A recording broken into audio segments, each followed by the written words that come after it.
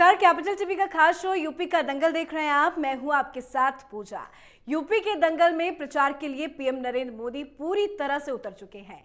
PM Modi ने पश्चिमी उत्तर प्रदेश के 5 जिले मेरठ, गाजियाबाद, अलीगढ़, हापुड़ और नोएडा की जनता और पार्टी के कार्यकर्ताओं को वर्चुअल रैली के माध्यम से संबोधित किया। मोदी ने कहा, ये चुनाव हिस्ट्री शीटर्स को बाहर रखने के लिए, नई हिस्ट्री बनाने के लिए है। साथ ही कई बड़ी बड़ी बातें कही। तो आज यूपी के दंगल में पीएम मोदी के संबोधन पर ही चर्चा करेंगे। चर्चा के लिए हमारे साथ स्टूडियो में मौजूद हैं कैपिटल टीवी के editor in chief doctor Manish Kumar. Doctor साहब, बहुत बहुत स्वागत है आपका। धन्यवाद। कई बड़े बड़े बयान आज पीएम मोदी ने दिए, साथ ही विपक्ष पर हमला किया, उस पर चर्चा आपसे करेंगे। पर जिस तरह से वो जन चौपाल कर रहे हैं, पश्चिमी यूपी को साधने की कोशिश कर रहे हैं, उसका इम्पैक्ट कितना पड़ेगा? देखिए, प्रधानमंत्री इज ए चैंपियन कैंपेनर।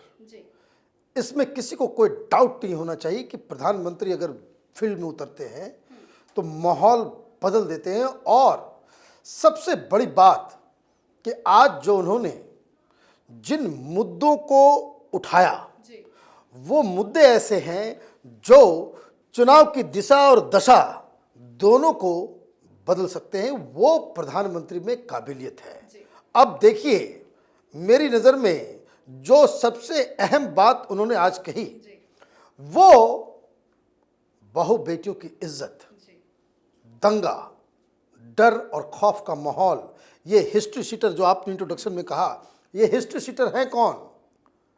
दरअसल जो यूपी के अंदर जो सबसे बड़ा मुद्दा खास करके फर्स्ट और सेकंड फेज के अंदर आने वाला है वो लॉ एंड ऑर्डर का है।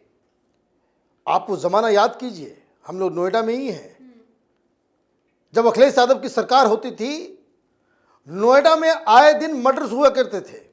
गाजियाबाद, मेरठ, हर दिन कुछ न कुछ पूरा अखबार इस तरह के क्राइम की न्यूज से भरा पड़ा रहता था।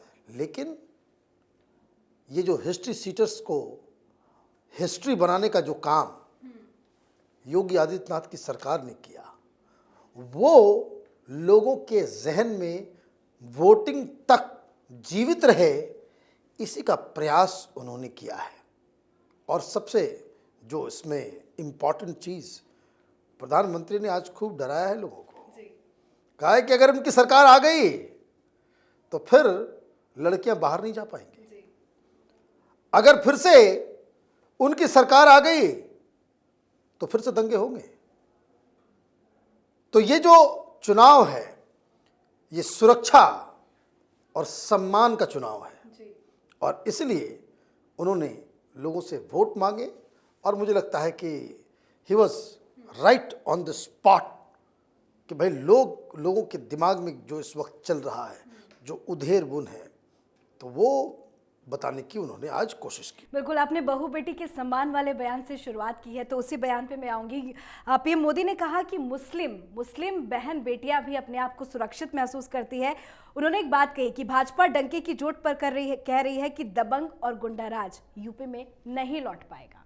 देखिए, ये बात बहुत लोगों के जहन में उतरेगी नहीं, जिसको कह सकते हैं कि ये पचेगा नहीं, लेकिन ये हकीकत है कि जो युवा वर्ग है मुसलमानों का, खास करके लड़कियां, वो योगी सरकार से बहुत ही ज़्यादा वो इम्प्रेस्ड है। ये नहीं कि वो 100% वो लोग वोट करेंगे, लेकिन एक बड़ा चंक है जिनको लगता है कि उनकी इस सरकार की वजह से ये बाहर आ जा रही हैं। और दूसरा, जिन लड़कियों को, जो आप समझिए, ये ट्रिपल तलाक का इम्पैक्ट मुस्लिम जो युवा वर्ग की जो महिलाएं हैं उसके ऊपर बहुत गहरा हुआ है।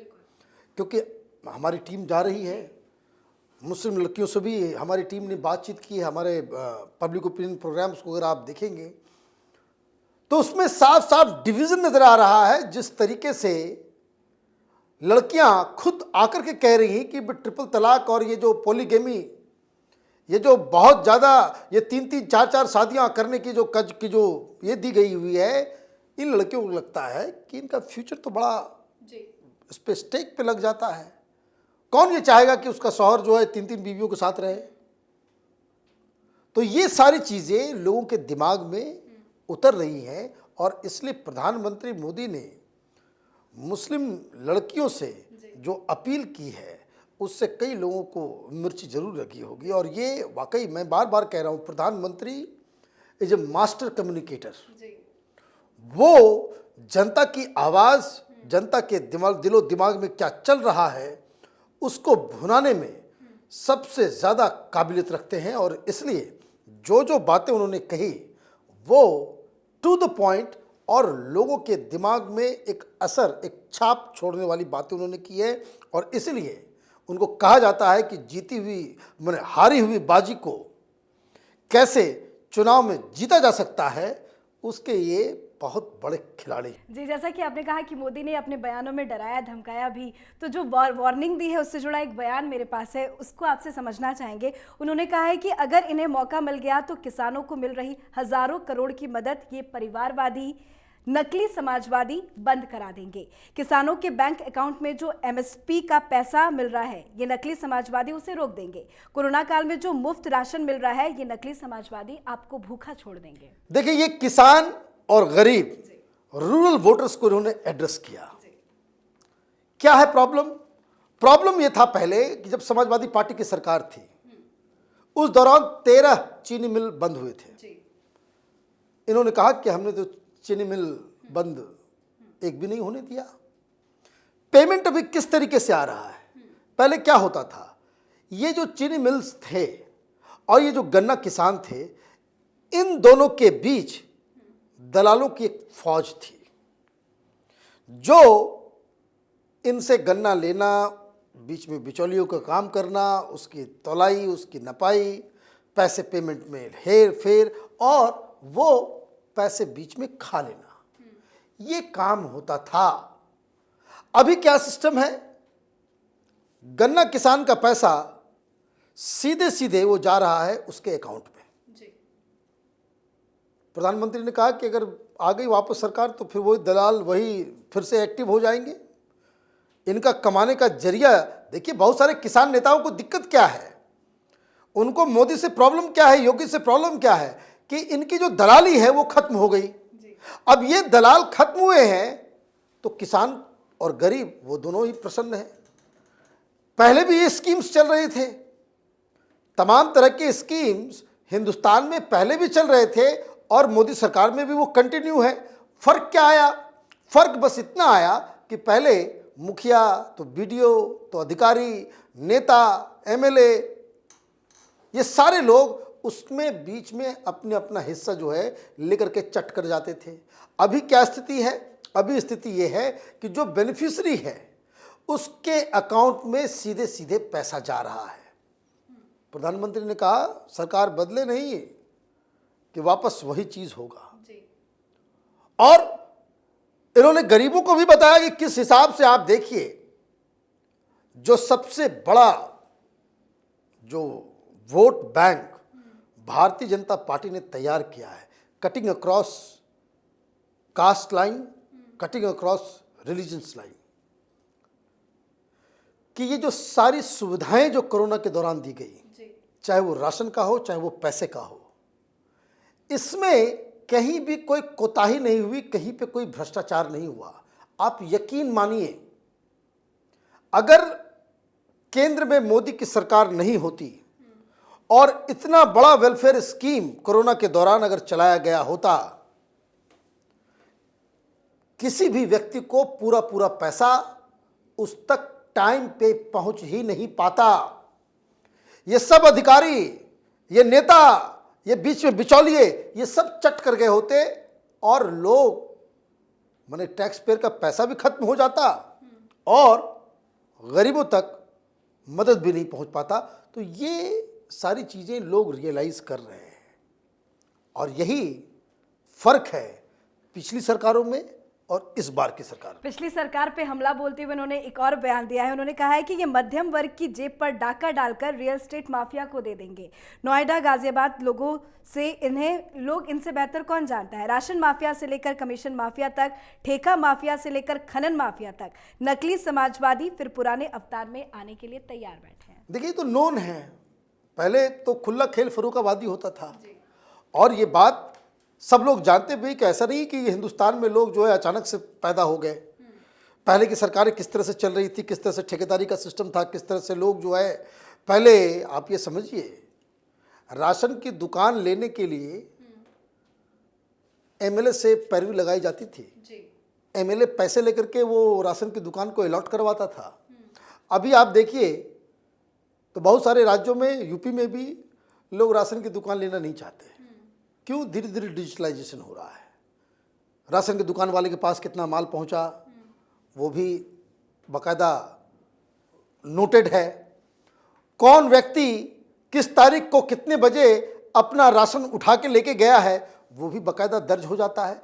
जब आप टेक्नोलॉजी का इस्तेमाल करते हैं गवर्नेंस में, तो ये जो लूप होल्स जो थे, ये जो जहाँ से जो जरिया बनता था भ्रष्टाचार का, एक एक लूप होल्स को बंद करने का काम पिछले 7-8 सालों में हुआ है। ये एक हकीकत है और यही प्रधानमंत्री तो खुद उसका तो वो लेंगे कि भाई अगर आप इस तरह की चीज़ें आप नहीं करोगे, गलत चॉइस आपने कर लिया, तो फिर वो पुराने दिन जो है वो वापस आ जाएंगे। जी बिल्कुल, विकास के कार्यों को लेकर भी उन्होंने बताया कि किस तरह से योगी के राज में एक्सप्रेसवे बने, मेट्रो को लेकर बताया, तो विकास भी उन्होंने गिनवाए हैं, तो उसका भी फायदा पड़ेगा। देखिए विकास का काम तो देखिए, विकास तो हो रहा है और जो भी सरकार आती है वो विकास का काम करती है, ऐसा नहीं है। अखिलेश यादव के ज़माने में भी बहुत सारा काम हुआ, इसमें भी कोई डाउट नहीं है, लेकिन किस तरीके से होता है, उसमें भ्रष्टाचार का एलिमेंट क्या है, कौन कितनी गति से कर पाता है, कि चूंकि अभी सिस्टम थोड़ा सा धीरे धीरे बेहतर होता चला जा रहा है, तो किसी की भी सरकार बनेगी तो अब उसको उसी तरह के सिस्टम को भी पालन करना पड़ेगा। तो ये हर सरकार ये कहती कि हमने काम कराया, हमने काम कराया, लेकिन सरकार जो पिछली बार अखिलेश यादव की भी जो थी उसने भी काम कराया, उसने भी। लेकिन कह रहे हैं कि समाजवादी सरकार सिर्फ परिवारवादी है, सिर्फ वो कागजी कार्रवाई करती थी, उसे इम्प्लीमेंट नहीं किया जाता। देखिए परिवारवाद का आरोप से तो हट नहीं सकते, वो तो एक ऐसा आरोप है जिसमें ना अखिलेश यादव, ना कांग्रेस पार्टी, ना लालू यादव की पार्टी, ये देश भर में जितने जो तमाम, चाहे शिवसेना हो चाहे अकाली दल हो, ये जो पारिवारिक पार्टियां हैं वो इस आरोप से कैसे अपने आप को मुक्त हो सकती हैं। चाहे आरएलडी हो, ये सारे लोग तो वही परिवार पिता के नाम से अपना वो चला रहे हैं। और दिक्कत क्या है कि ऐसी पार्टियों में जो कार्यकर्ता होता है वो जीवन भर वो दरी बिछाने का ही काम करता रह जाएगा। समाजवादी पार्टी में मुलायम सिंह यादव के परिवार से बाहर कोई मुख्यमंत्री बन सकता है, कोई आदमी सोच भी सकता है? बिहार में लालू यादव की पार्टी से, लालू यादव के परिवार के बाहर का कोई शख्स मुख्यमंत्री बन सकता है? ये इम्पॉसिबल है। राहुल गांधी के अलावा कांग्रेस का नेतृत्व किसी के पास आ सकता है?